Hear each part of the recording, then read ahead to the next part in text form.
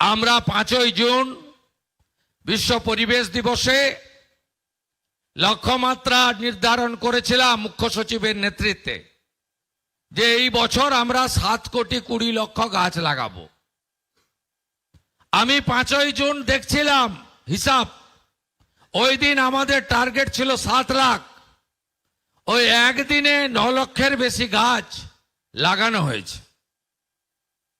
আমি গতকাল রথযাত্রার প্রাক্কালে একটি অনুষ্ঠানে বলছিলাম মাননীয় ফরেস্টের সচিবকে যে 70টি বড় রথযাত্রার উৎসব হচ্ছে।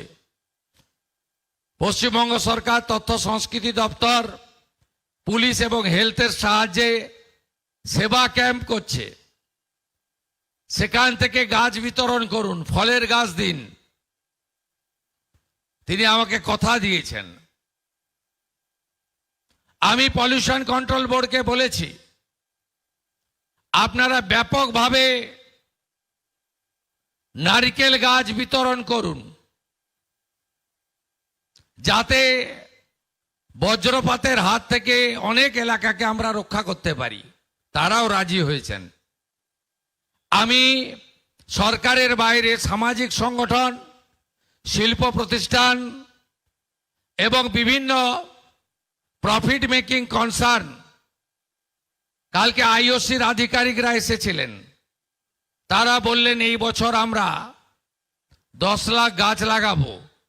শুধু গাছ লাগালে হবে না।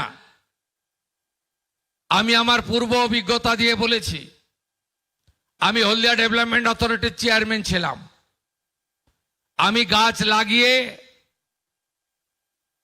3 বছর মনিটরিং করতাম, তাতে অ্যাচিভমেন্ট আসতো 50%।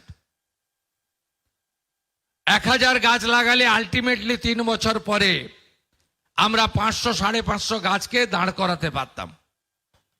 তাই শুধু গাছ লাগালে হবে না, মিনিমাম 2 বছর রক্ষণাবেক্ষণের দায়িত্ব সবাইকে নিতে হবে। আসুন দূষণমুক্ত পশ্চিমবঙ্গ, পরিবেশ বান্ধব পশ্চিমবঙ্গ, এই অপরূপ সবুজ অরণ্য সুন্দর পশ্চিমবঙ্গ আমরা গড়ে তুলি।